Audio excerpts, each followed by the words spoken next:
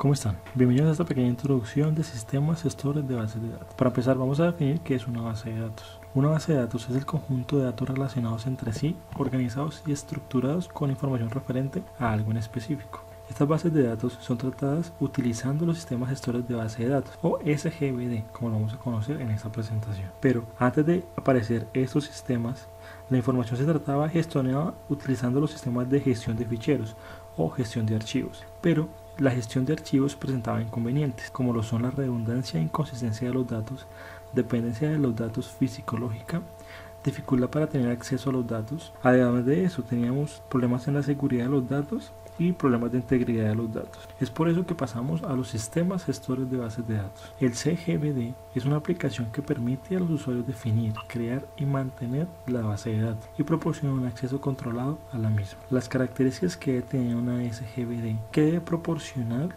los siguientes servicios, como lo son la creación y definición de la base de datos, la manipulación de los datos, mantener integridad y consistencia de los datos, acceso compartido a esta base de datos y mecanismos de copia, respaldo y recuperación. Para conocer un poco más de los SGBD, vamos a hablar un poco de los componentes. Uno de los componentes principales tenemos los lenguajes. Uno de ellos es el lenguaje de definición de datos, o DDL, y el lenguaje de manipulación de datos, DML. Otro componente importante que tenemos es el diccionario de datos, que es el lugar donde se deposita información sobre todos los objetos que forman la base de datos, donde podemos hallar la estructura lógica y física de esto, la definición de todos los objetos de la base de datos. Además de eso, un componente principal es la seguridad e integridad de datos, donde ésta debe garantizarse la protección de los datos contra accesos no autorizados. Proporciona herramientas y mecanismos para planeación y realización de copias de seguridad. Esto también debe ser capaz de recuperar la base de datos llevándolo a un estado consistente. También están los usuarios de las SGBD. Entre ellos está la primera categoría, que es la DBA,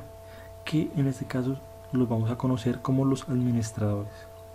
Están además los usuarios de tipo fuente, que son los que pueden crear sus propios objetos y tener acceso a los objetos sobre los que se les ha concedido permisos. Y están los usuarios tipo connect, que solamente pueden utilizar los objetos a los que se les ha concedido permiso. Vamos a hablar un poco de la arquitectura de los sistemas de gestión de base de datos. Tenemos tres niveles. El primero de ellos es la capa externa, que es la más cercana a los usuarios. Es el que se describe en donde se describen varios esquemas externos o vistas de usuarios. El segundo, como vemos en la imagen, es el esquema conceptual, que es el que describe la estructura de toda la base de datos para un grupo de usuarios mediante un esquema conceptual. Y por último, el esquema interno, que es el más cercano al almacenamiento físico, tal y como se almacenan los datos en nuestro ordenador.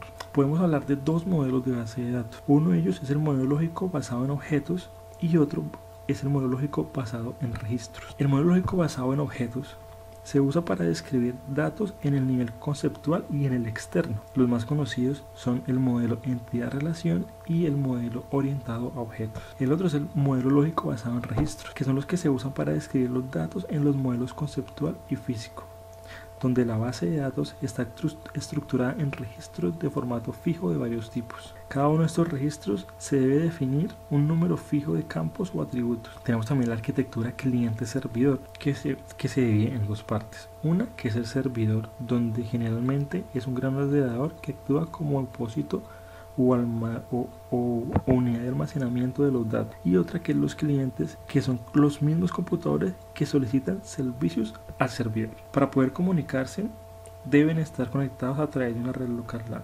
Está también la arquitectura cliente-servidor, que permite siguiendo estas configuraciones. La primera, que es la basada en anfitrión, que es cuando la máquina, cliente y servidor es la misma. Está la configuración cliente-servidor, donde la base de datos reside en un servidor y los usuarios acceden a la base de datos del servidor a través de la red. Y está la configuración procesamiento distribuido, que es donde la base de datos está repartida en más de una máquina servidora. Por último, hablando un poco de la legislación que rige este tema, encontramos la Ley Orgánica 15 de 1999 del 13 de diciembre de protección de datos de carácter personal. Esta tiene como objeto garantizar y proteger las libertades públicas y los derechos fundamentales de las personas físicas, su honor, intimidad y privacidad personal y familiar. Y la otra legislación que encontramos es el artículo 18.4 en la Constitución, que dice así: la ley limitará el uso de la información de la informática para garantizar el honor y la intimidad personal y familiar de los ciudadanos y el pleno ejercicio de sus derechos. Eso es todo por el momento. Muchas gracias.